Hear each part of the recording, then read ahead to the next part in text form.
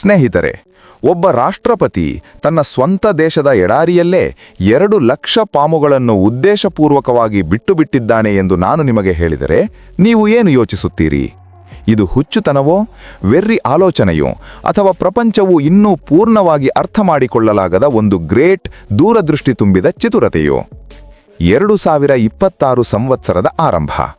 ಉತ್ತರ ಬುರ್ಕಿನಾ ಫಾಸೋದ ಸಾಹೆಲ್ ಪ್ರದೇಶ 45 ಡಿಗ್ರಿ ತೀವ್ರ ಬಿಸಿಲಿನಲ್ಲಿ ಕಾದು ಹೋಗುತ್ತಿದೆ.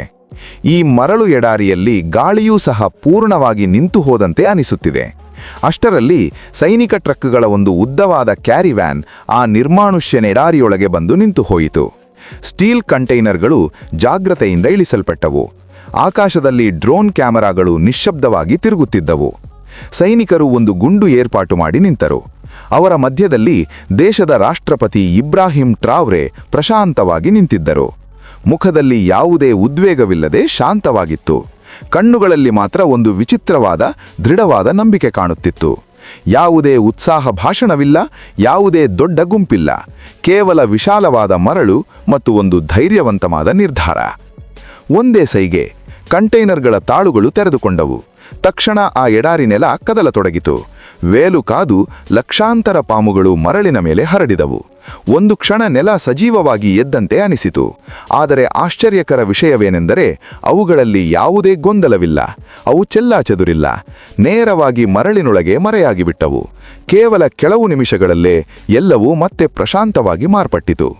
ಆದರೆ ಪ್ರಪಂಚದ ಮೀಡಿಯಾದಲ್ಲಿ ತುಫಾನು ಎದ್ದೇ ಬಿಟ್ಟಿತು. CNN ಇದನ್ನು ಶತಾಬ್ದದ ಅತ್ಯಂತ ಅಪಾಯಕಾರಿ ಪರಿಸರ ಪ್ರಯೋಗವೆಂದು ವರ್ಣಿಸಿತು. BBC ಪ್ರಶ್ನಿಸಿತು, ಇದು ಪ್ರಕೃತಿಯನ್ನು ಆಯುಧವಾಗಿ ಮಾರ್ಪಡಿಸುವ ಪ್ರಯತ್ನವೇ? ಯುರೋಪ್ ವಾರ್ತಾಪತ್ರಿಕೆಗಳು ಬೋಲ್ಡ್ ಹೆಡ್ಲೈನ್ಗಳನ್ನು ನೀಡಿದವು. ಸಾಹೆಲ್ನಲ್ಲಿ ಪಾಮುಗಳ ಬಲಗ. ಸೋಷಿಯಲ್ ಮೀಡಿಯಾದಲ್ಲಿ ಹೊಸ ಹೆಸರು ವೈರಲ್ ಆಯಿತು, ಪಾಮು ರಾಷ್ಟ್ರಪತಿ ಟ್ರಾವ್ರೆ ಎಂದು. ಆದರೆ ಟ್ರಾವ್ರೆ ಕ್ಯಾಮರಾ ಕಡೆಗೆ ನೋಡಿ ಸ್ಪಷ್ಟವಾಗಿ ದೃಢವಾಗಿ ಹೇಳಿದರು, ನೀವು ಯಾವುದನ್ನು ಭಯಪಡುತ್ತೀರೋ ಅದೇ ನಮ್ಮ ಭೂಮಿಯನ್ನು ಕಾಪಾಡುತ್ತದೆ. ಈಗ ನಾವು ಯೋಚಿಸಬೇಕಾದ ಪ್ರಶ್ನೆ ಏನೆಂದರೆ, ಯಾರಾದರೂ ಇಂತಹ ಅಸಾಧಾರಣ ರಿಸ್ಕ್ ತುಂಬಿದ ಹೆಜ್ಜೆ ಏಕೆ ಇಡಬೇಕು? ಸಾಹೆಲ್ ಪ್ರದೇಶ ವರ್ಷಗಳಿಂದ ನಿಧಾನವಾಗಿ ಸಾಯುತ್ತಿದೆ.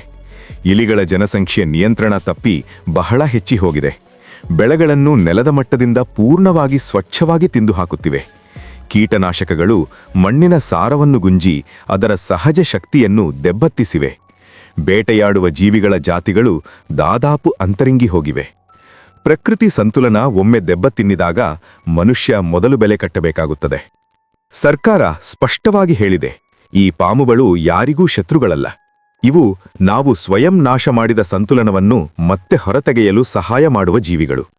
ಆದರೆ ಇಲ್ಲಿಯೇ ಕಥೆ ಬದಲಾಗತೊಡಗಿತು. ಪ್ರತಿಯೊಂದು ಪಾಮುವಿನ ಒಳಗೆ ಒಂದು ಅತೀ ಚಿಕ್ಕ ಮೈಕ್ರೋಬಯೋ ಸೆನ್ಸರ್ ಜಾಗ್ರತೆಯಿಂದ ಅಳವಡಿಸಲಾಗಿದೆ. ಅದು ಬಿಯ್ಯದ ಗಿಣ್ಣುಕ್ಕಿಂತಲೂ ತುಂಬಾ ಚಿಕ್ಕದು. ಆ ಸೆನ್ಸರ್ ಮಣ್ಣಿನ ತೇವಸ್ಥಾಯಿ, ಉಷ್ಣತೆ, ನೆಲದ ಕೆಳಗಿನ ಸೂಕ್ಷ್ಮ ಕದಲಿಕೆಗಳನ್ನು ನಿರಂತರವಾಗಿ ರೆಕಾರ್ಡ್ ಮಾಡುತ್ತಿದೆ. ಆ ಡೇಟಾ ನೇರವಾಗಿ ರಾಜಧಾನಿ ವಾಗಾಡುಗುದ ನಿಯಂತ್ರಣ ಕೇಂದ್ರಕ್ಕೆ ಹೋಗುತ್ತಿದೆ. ಅಲ್ಲಿ ಡಿಜಿಟಲ್ ಸ್ಕ್ರೀನ್ಗಳ ಮೇಲೆ ಒಟ್ಟು ಎಡಾರಿ ವಿವಿಧ ಬಣ್ಣಗಳಲ್ಲಿ ಮಿನುಗುತ್ತಿದೆ. ನೆಲವೇ ಸಜೀವವಾಗಿ ಮಾತನಾಡುತ್ತಿರುವಂತೆ ಅನಿಸುತ್ತಿತ್ತು. ಮೊದಲ 2 ದಿನಗಳು ಎಲ್ಲವೂ ಸಾಧಾರಣವಾಗೇ ಕಾಣುತ್ತಿತ್ತು. ಆದರೆ 48 ಗಂಟೆಗಳ ನಂತರ ಹಠಾತ್ತಾಗಿ 100 ಸೆನ್ಸರ್ಗಳು ಒಂದೇ ಸಾರಿ ಆಫ್ಲೈನ್ ಆಗಿ ಹೋದವು. ಒಂದು ಕ್ಲಸ್ಟರ್ ಪೂರ್ಣವಾಗಿ ಅದೃಶ್ಯವಾಯಿತು. ಯಾವುದೇ ಸಿಗ್ನಲ್ ಇಲ್ಲ, ಯಾವುದೇ ಕದಲಿಕೆ ಇಲ್ಲ. ಪಾಮುಗಳು ಏನೋ ಅದೃಶ್ಯ ಮಾರ್ಗದ ಕಡೆಗೆ ತಿರುಗಿದಂತೆ ಅನಿಸಿತು. ಪ್ರಾಜೆಕ್ಟ್ ಮುಖ್ಯ ವಿಜ್ಞಾನಿ ಡಾಕ್ಟರ್ ಆವಾ ಕಾಬೋರೆ ಸ್ಕ್ರೀನನ್ನು ತೀವ್ರವಾಗಿ ನೋಡುತ್ತಾ ನಿಶ್ಚೇಷ್ಟರಾಗಿ ಹೋದರು. ಪಾಮುಗಳ ಕದಲಿಕೆಯ ಪ್ಯಾಟರ್ನ್ ತುಂಬಾ ವಿಚಿತ್ರವಾಗಿತ್ತು. ಅವು ನೀರಿನ ಕಡೆಗೆ ಹೋಗುತ್ತಿಲ್ಲ, ಬಿಸಿ ಪ್ರದೇಶಗಳನ್ನೂ ದಾಟುತ್ತಿವೆ. ಬದಲಿಗೆ ಒಂದು ಚಳಿ, ಒಣ, ಪೂರ್ಣ ಖಾಲಿ ಪ್ರದೇಶದ ಕಡೆಗೆ ಸ್ಪಷ್ಟವಾಗಿ ಮುಂದುವರಿಯುತ್ತಿವೆ. ಸ್ಯಾಟಲೈಟ್ ಮ್ಯಾಪ್ ಪ್ರಕಾರ ಆ ಪ್ರದೇಶದಲ್ಲಿ ಏನೂ ಇಲ್ಲ, ಪೂರ್ಣ ಖಾಲಿ. ಡಾಕ್ಟರ್ ಕಾಬೋರೆ ನಿಧಾನವಾಗಿ ಆಶ್ಚರ್ಯದಿಂದ ಹೇಳಿದರು, ಇವು ಏನೋ ಹುಡುಕುತ್ತಿವೆ, ಏನೋ ಕಂಡುಹಿಡಿಯಲು ಪ್ರಯತ್ನಿಸುತ್ತಿವೆ.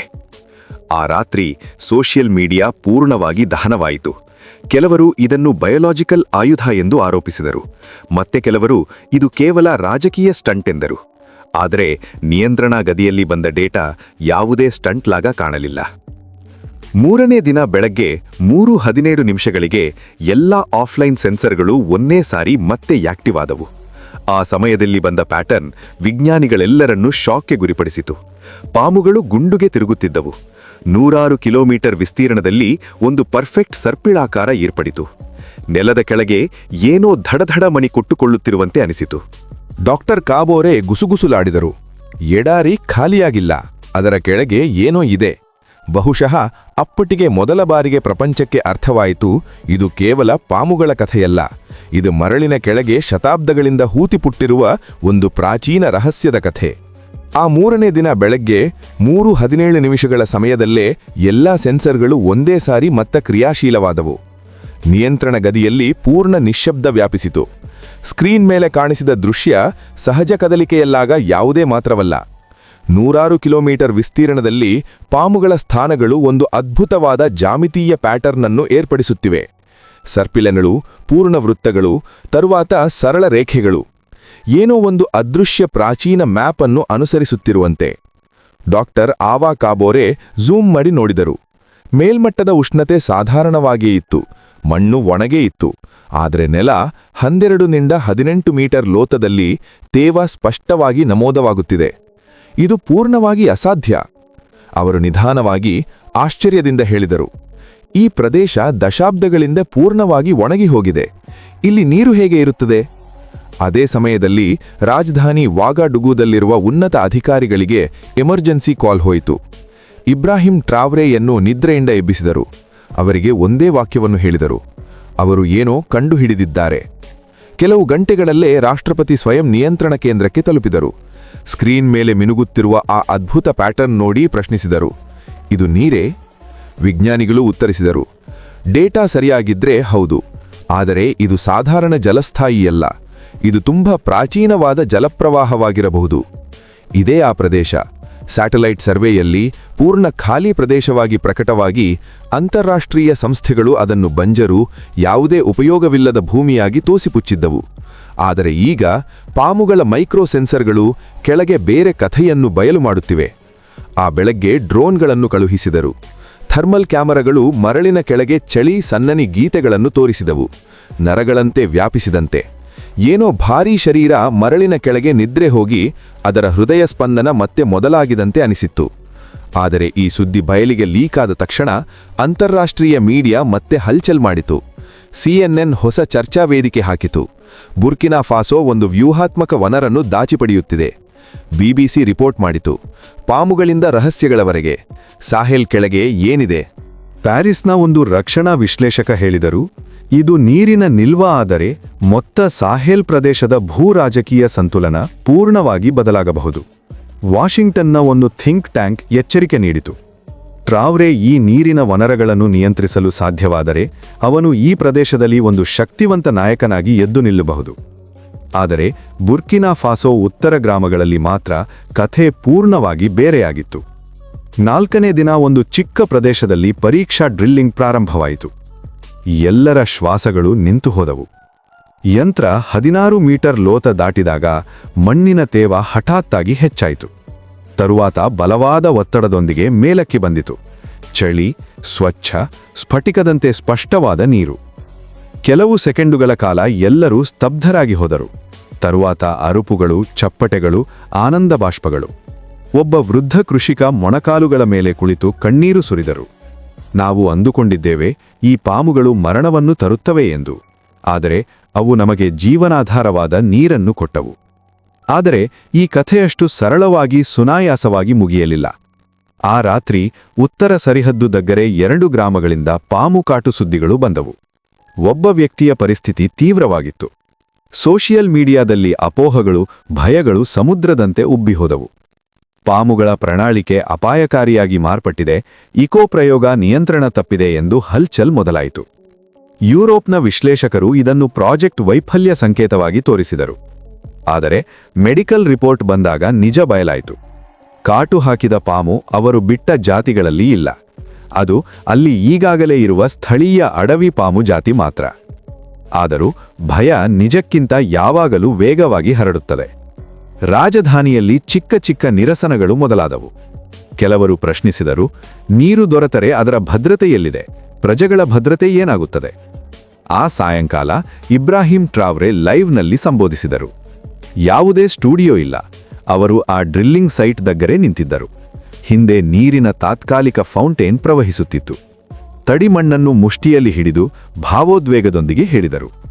ಶತರಾಲುಗ ಈ ಭೂಮಿ ಮೌನವಾಗಿತ್ತು. ನಾವು ಭಯದಿಂದ ಪಾರಿಪೋವುದನ್ನು ಆಯ್ಕೆ ಮಾಡಿದ್ದೇವೆ. ಈ ದಿನ ನಾವು ಆ ಭಯವನ್ನು ನೇರವಾಗಿ ಎದುರಿಸಿದ್ದೇವೆ. ಅದು ನಮಗೆ ಹೊಸ ದಾರಿ ತೋರಿಸಿದೆ. ತದುಪರಿ 72 ಗಂಟೆಗಳಲ್ಲಿ ಮತ್ತೊಂದು 3 ಪ್ರದೇಶಗಳಲ್ಲಿ ಡ್ರಿಲ್ಲಿಂಗ್ ನಡೆಯಿತು. ಪ್ರತಿ ಜಾಗದಲ್ಲೂ ತೇವ ದೊರೆಯಿತು. ಪ್ರತಿ ಜಾಗದಲ್ಲೂ ದಾಹಿ ಹೋಗಿದ್ದ ಜಲಸ್ಥಾಯಿ ಬಯಲಾಯಿತು. ವಿಜ್ಞಾನಿಗಳು ಈಗ ಬಹಿರಂಗವಾಗಿ ಹೇಳತೊಡಗಿದರು. ಪಾಮುಗಳ ಕದಲಿಕೆಗಳು ಭೂಮಿಯ ಸಹಜ ಎಲೆಕ್ಟ್ರೋಮ್ಯಾಗ್ನೆಟಿಕ್ ಪ್ಯಾಟರ್ನ್ ಅನ್ನು ಅನುಸರಿಸುತ್ತಿವೆ. ಅದೇ ಪ್ಯಾಟರ್ನ್ ಪ್ರಾಚೀನ ಜಲಪ್ರವಾಹಗಳೊಂದಿಗೆ ಮುಡಿಪಡೆದಿದೆ. ಆದರೆ ನಿರ್ಧಾರಗಳು ಹೆಚ್ಚಿದಂತೆಲ್ಲ ಬಾಹ್ಯ ಒತ್ತಡವು ತೀವ್ರವಾಯಿತು. ಯುರೋಪಿಯನ್ ಎನರ್ಜಿ ಕಂಪನಿಗಳು ರಿಪೋರ್ಟ್ ಬಿಡುಗಡೆ ಮಾಡಿದವು. ಆ ಪ್ರದೇಶ ಅಪರೂಪದ ಖನಿಜ ನಿಕ್ಷೇಪಗಳ ಪಟ್ಟಿ ಮೇಲೆಯೂ ಇದೆ ಎಂದು. ಹಠಾತ್ತಾಗಿ ಪ್ರಶ್ನೆ ಬದಲಾಯಿತು. ಇದು ಕೇವಲ ನೀರೇ ಅಥವಾ ಇದರ ಕೆಳಗೆ ಇನ್ನಷ್ಟು ವನರಗಳಿವೆಯೇ? ರಾತ್ರಿ ನಿಯಂತ್ರಣ ಕೇಂದ್ರದಲ್ಲಿ ವಿಜ್ಞಾನಿಗಳು ನೋಡಿದರು. ಕೆಲವು ಸೆನ್ಸರ್ಗಳು ಮತ್ತೆ ಹೆಚ್ಚು ಲೋತದಲ್ಲಿ ಹೋದವು. ಈ ಸಾರಿ ತೇವದೊಂದಿಗೆ ತೇಲಿಕೆಯ ಲಯಬದ್ಧವಾದ ಕಂಪನಗಳು ನಮೂದಾಗುತ್ತಿವೆ. ಡಾಕ್ಟರ್ ಕಬೋರೆ ಸ್ಕ್ರೀನ್ ಕಡೆಗೆ ನೋಡುತ್ತಾ ಹೇಳಿದರು, ಇದು ಒಂದೇ ಜಲಪ್ರವಾಹವಲ್ಲ, ಇದು ಪೂರ್ಣ ಅಂಡರ್ಗ್ರೌಂಡ್ ನೆಟ್ವರ್ಕ್.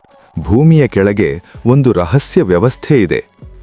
ಟ್ರಾವ್ರೆ ಶಾಂತವಾಗಿ ಆದರೆ ದೃಢವಾಗಿ ಉತ್ತರಿಸಿದರು, ಪ್ರಪಂಚ ಬಂಜರು ಎಂದು ಹೇಳಿದ ಈ ಭೂಮಿ ಇಪ್ಪಟ್ಟಿಗೂ ಸಜೀವವಾಗಿದೆ. ಅದರ ಹೃದಯ ಇನ್ನೂ ಕೊಡಿತುಕೊಳ್ಳುತ್ತಿದೆ. ಆದರೆ ಅವರೆಲ್ಲರಿಗೂ ತಿಳಿದಿತ್ತು, ಈಗ ಇದು ಕೇವಲ ಪರಿಸರ ಮಿಷನ್ ಅಲ್ಲ, ಇದು ಶಕ್ತಿ, ನಿಯಂತ್ರಣ ಮತ್ತು ಭವಿಷ್ಯದ ಬಗ್ಗೆ ಸಮಸ್ಯೆಯಾಗಿ ಮಾರ್ಪಟ್ಟಿದೆ. ನೀರು ಮತ್ತು ಶಕ್ತಿ ಒಂದೇ ಸಾರಿ ಕಲಿತಾಗ ಪ್ರಪಂಚ ಮೌನವಾಗಿ ನೋಡಿ ಊರಕೊಳ್ಳುವುದಿಲ್ಲ. ಈ ದಿನ ಕಥೆಯ ಬಗ್ಗೆ ಮಾತನಾಡಿದರೆ ಕೇವಲ ಸಂಕ್ಷೋಭದ ಬಗ್ಗೆ ಮಾತ್ರವಲ್ಲ, ಆತ್ಮನಿರ್ಭರತೆ, ಧೈರ್ಯ ಮತ್ತು ಸಾಹಸದ ಬಗ್ಗೆಯೂ ಕಥೆಯೂ ಸಹ. ಭಯ ಎಂದಿಗೂ ಅಂತ್ಯವಲ್ಲ, ಅದು ಹೊಸ ಪ್ರಾರಂಭವೂ ಆಗಬಹುದು.